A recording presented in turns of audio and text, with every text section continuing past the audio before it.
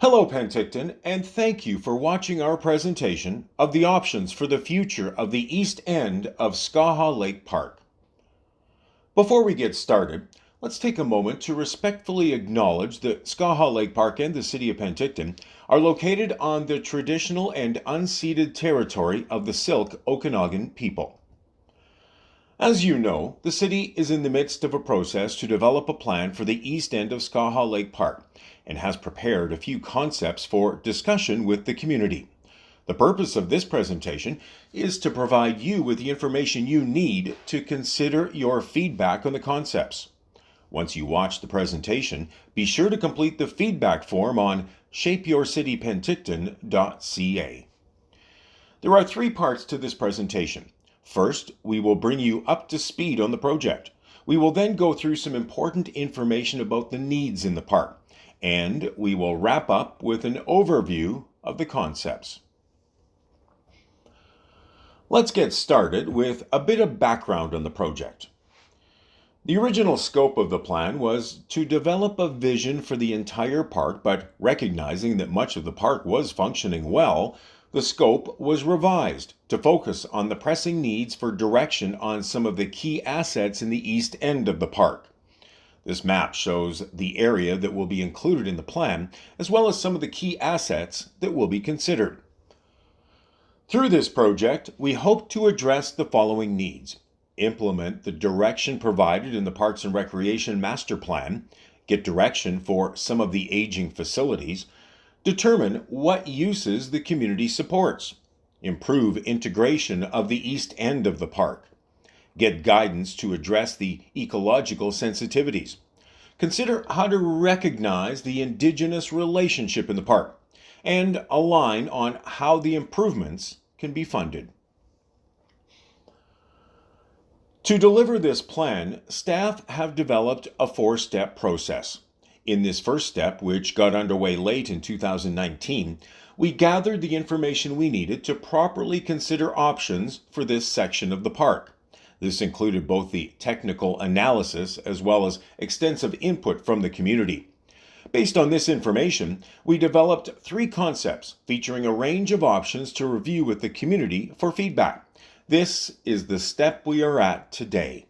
Going forward, we will take the feedback we gather and review it with the Parks and Recreation Advisory Committee to determine a recommended plan.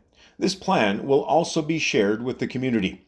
Our goal is to have a final plan for review with Council in March. So, things are going to move quickly from this step forward. Now, let's talk a bit about the needs in this section of the park that we hope to address in the plan. The first need identified for this plan is to implement the direction provided in the Parks and Recreation Master Plan. This slide lists some of the key sections of the Parks and Recreation Master Plan that will be considered in the development of the plan for Skaha Lake, including providing an analysis of the current needs in Skaha Park, setting priorities for the park, including the development of this plan, describing a process to follow to ensure involvement of the community, and to identify the design principles and the values that should be reflected in this work. The next need we will discuss is the need to provide direction on some of the aging facilities in the park. The first is the boathouse, shown in this picture. The boathouse is currently used by the paddling community to store their dragon boats and racing canoes. It is basically a shed with a small fenced compound. The city recently invested $7,800 to reinforce failing beams and give it more life until a decision could be made as part of developing this plan. The paddling community is thankful for this facility and has managed to make it work, although it does not meet their current or anticipated need for space. The next facility that is in major need of investment is the Marina building, pictured here. Built in the 1980s, this building has been used as an office and has supported mechanical services. It is currently home to the Nautical Dog Cafe. The total investment needed is estimated at $400,000 and includes electrical, mechanical, structural, and architectural work. This work has been held pending a decision through the development of this plan. In addition to the marina building, the marina docks have also reached the end of their useful life, although the city has been investing in the docks to make them safe while this plan was developed. To date, about half of the docks have been replaced, and another $698,000 is estimated to be needed to replace the remaining fingers, install fire suppression, and replace and relocate the fuel dock. One of the major amenities that has reached the end of its serviceable life is the Rotary Family Splash Pad. Unfortunately, the control system and plumbing system are outdated and require extensive servicing to keep operational. Additionally, the asphalt surface is far too rough for the children and also needs to be replaced. Our estimate for this work is $450,000. Rotary Club has committed to fundraise $150,000, and the city hopes to have the remainder funded with donations. So, that tells you a little bit about the condition of the structures in the park. Now, let's explore more about the uses. The next project need we will discuss is the need to determine the uses that will be supported in the park. In the next few slides, we will review with you some of the primary uses that are currently enjoyed at Skaha. One of the most visible and popular activities at Skaha Lake Park are the dragon boats provided by the Penticton Dragon Boat Festival Society.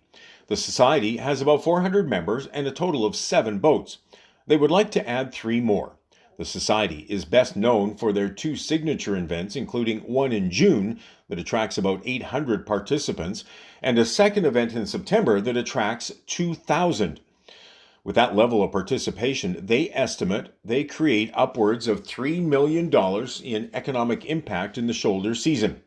They currently use the boathouse on the site to store their boats and support their activities. The boathouse is also shared by the Penticton Racing Canoe Club. This active group has 36 small boats for 1 or 2 paddlers and 3 large boats for 6 paddlers. They also want to grow to keep up with demand and add an additional 11 small boats and 1 large boat. They also host 2 events each season. An event in May attracts 500 attendees, and an event in August which attracts 150.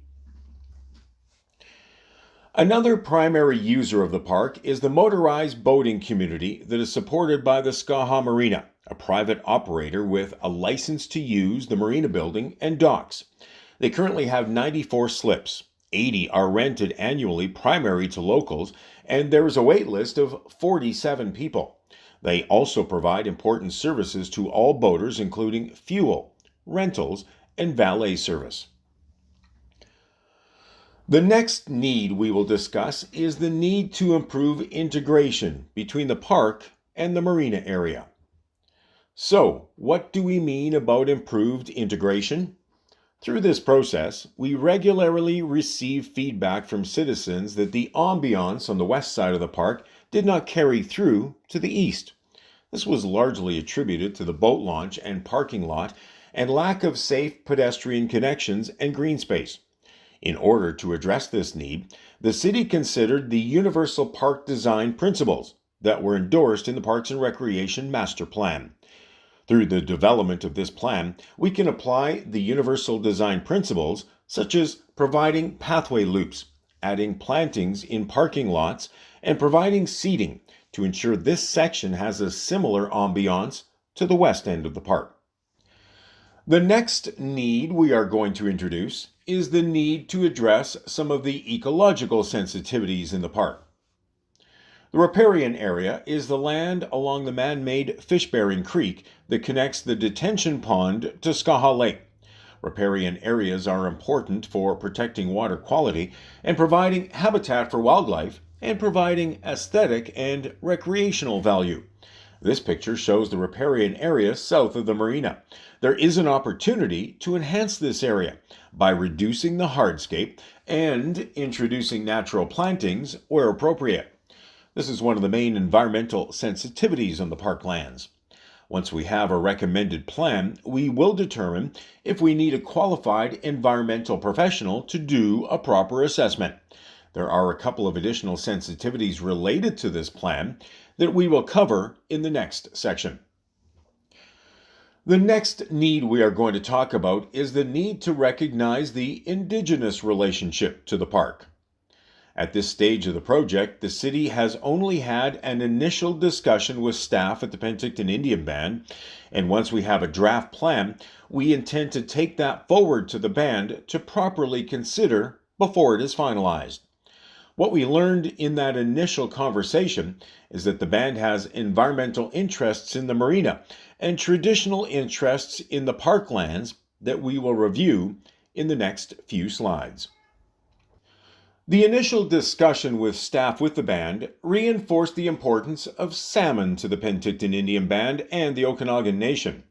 As you know, the Penticton Indian Band is working to restore the salmon populations in Skaha Lake. This year was quite successful as a result of the new fish ladder at the base of Okanagan Lake. Because the young salmon gravitate towards the docks and breakwater for cover, there is interest in understanding if motorized watercraft has an impact on the young salmon. Through this process, there may be a need to conduct an environmental impact assessment. Through the conversation, we also learned that the lands of Skaha Lake Park are very important to the Penticton Indian Band. In fact, legend has it that the park was once home to the Silk leader Chief Naquala. There may be interest in doing an archaeological study, especially if any lands are disturbed. In addition to these interests, there is also an opportunity to recognize the Okanagan Silk's relationship to the area through the design of the park, such as in the names of amenities, the introduction of art like we saw at the new hospital tower, as well as in the design of new facilities, such as the splash pad. This is something that we can discuss with the band when we consult with them on the draft plan. The final need we hope to address through this plan is alignment on how we fund the improvements, and specifically those that are being considered for the marina. In this next section, we will provide you with a bit of background on how this asset is funded today. This is an aerial photograph of the marina, showing the city-owned parcel in blue. It also shows the parcel that is licensed to the city by the province for the marina docks. The property line actually goes right through the marina building. For the past several years, the city has issued a short-term license to provide operators to run the marina. The operator currently pays about $38,000 to license the marina. All costs associated with improvements are the responsibility of the city. Currently, the term is 2 years, coming up in March, and there is the option for a 1-year renewal. If there is support for the marina going forward, we will also determine if there is support to lease the marina to fund the proposed improvements. Now that you have a better understanding of the needs, let's talk about some of the concepts that have been developed. As you know, community engagement has been a priority for this work from the beginning. In addition to the city's work to hear from residents, there was also a citizen-led initiative to envision solutions for this end of the park. Through these early activities, we learned that participants want to continue to offer beach vending, renew the spray park, rebuild a boathouse for dragon boats and outrigger canoes, continue to have a cafe associated with the marina, provide marina with boat rentals, moorage, and fuel sales, improve pathway system, expand food, drink offerings at marina, improved separation between motorized, non-motorized for safety, and maintain available parking. Based on these findings and other input received, the city developed 3 concepts to support the discussion with the community. Concept A focuses on the balance of uses as they exist today.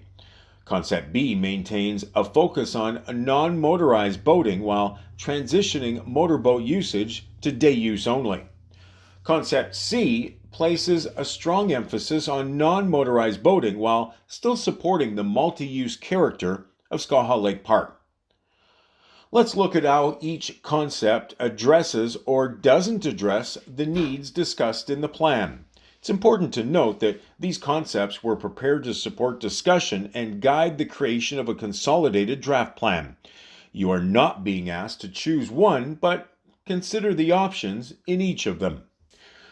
What you will find is that there are a lot of consistent elements across each of the concepts, such as public art, concession, new splash pad, waterfront cafe, boat launch, improved pedestrian crossing, no loss of parking, protection of green space, and improvements to the riparian area.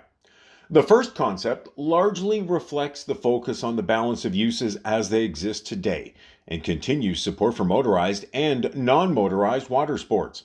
Some of the key features of this concept are the proposal to build a new and expanded boathouse on existing footprint, which means we will improve our support for the paddling community with a larger storage space at the same location, for a like-for-like replacement of marina, which means we will continue to have a commercial operator provide boat rentals, fuel sales, valet services, and more for motorized watercraft.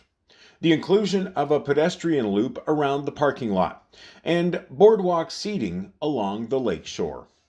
Now, let's take a look at the second concept. Concept B proposes a new and expanded boathouse for the paddling community at the existing location. It also proposes a boardwalk along the beach and connection to the marina. What's different about this concept is that it changes the marina to short-term use by eliminating the long-term storage, reducing the number of slips and offering short-term use only, and providing minimal services to motorized boating communities such as fuel. The marina building would be retained for commercial use, including the cafe and possibly kayak and paddleboard rentals. Another nice feature of this concept is that all existing green space is protected and potentially expanded, as some of the pavement around the marina could be converted to green space. Concept C places a strong emphasis on non-motorized boating, while still supporting the multi-use character of Skaha Lake Park. In this concept, all existing green space is protected and potentially expanded. The experience of the park user is enhanced by improvements to the walkway system, including a new waterfront greenway, greening of the parking lot, and renewal of the spray park. There is a rebalancing of land and infrastructure from motorized to non-motorized boating. The focus is more on day use of the lake. While the boating launch and boat trailer parking area are retained for motor use, the marina building and surrounding area are converted and expanded for paddling uses. The docks are decommissioned for the most part, and the former paddling boathouse is demolished and that area returned to green space. Each of the above concepts provides for a non-motorized boathouse. As this would be a new construction on the site, staff worked with Landform Architecture Limited to prepare two illustrations for this facility based on the concepts. The first is a new and expanded building that is featured in concepts A and B, and the second is an option to repurpose the marina building as a paddling center. Since we first introduced these concepts, we decided to add a third possible location and option for the community to consider based on input from citizens. This one proposed to build a new boathouse onto the existing concession building. In the next few slides, we will look at these options a little more closely. The first is the one you see in concept A and B. It is a new construction to replace the shed at the existing location. It would encompass the paved area adjacent to the shed today to provide more storage. It also looks at options to increase the height as a way of accommodating more boats. While this model does increase the space to accommodate growth without expanding the footprint, it may not meet the paddling community's needs. The second is the one you see in concept C. It proposes refurbishing the marina building for use as paddling center. This option also allows for more storage and growth by the paddling community. The third is the combined boathouse and concession. This option was proposed by Peter Osborne with the support of the Protect Penticton Parks Society.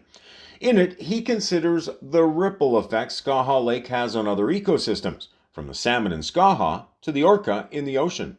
With that in mind, his goal was to put forward a plan that puts the park first and the recreation activities second. The primary recommendation is to combine the boathouse with the concession building. This would pull the structure back from the shore, improving the sight lines for the enjoyment of park patrons and respecting the riparian area along the shore. The proposal does provide for a larger storage structure on a new footprint, but would allow for an equal amount of green space to be replaced along the promenade. It would also provide an upper mezzanine level for office space for the paddling clubs. If this is the preferred option for the consolidated plan, the city would work with Peter, the paddling community, and the architect to confirm the proposal and estimates. You will have the chance to specifically request this option in the feedback form. While cost is not the only factor you should consider in forming your opinion about the future of the park, we did put together estimates to help you understand the implications of each concept. Some of the key components for you to consider include, in terms of the landscape plan, the largest cost is related to the paths and the cost to pave. So, the more paths you have, the higher the cost. The spray park is estimated at $450,000 at this time. This number will be confirmed through the detailed design of this amenity. All three options include investing in the marina building. This is estimated at $400,000 to refurbish all of the main building systems. In terms of the docks, to complete the replacement currently underway is an estimated $700,000. This includes replacing the fuel dock, remaining fingers, and installing the fire suppression system. The estimated cost of the new boathouse at the existing location is $456,000. If we were to convert the marina building, it would be an additional $200,000 on top of the $400,000 for the base upgrades. And if we were to look at the option of building a boathouse onto the concession, a preliminary estimate of $266,000 was provided. It should be noted that all of these costs would not necessarily be incurred in 1 year. There is the option of phasing costs over multiple years, especially for the marina. As part of this process, we will also be asking you about your preferences for financing the improvements where we have options. This slide summarizes the options for each of the improvements. It is important to note that all plans will require a combination of capital investment and ongoing operating costs. A few things we would like to point out are funding for the boathouse could come from user groups or a combination of user groups and property taxes for both capital costs and operating costs. Funding for the splash pad capital costs is donations and taxes. Rotary is already committed to contribute $150,000 for its replacement, and we are hoping to find donations to fund the rest of the capital costs. Operating the splash pad will be funded by property taxes as it is today. We expect the costs will be far less due to the high cost of maintaining the outdated systems. There may also be an option to get donations for some of the landscaping costs, such as adopting a tree and purchasing benches. This will be explored down the road.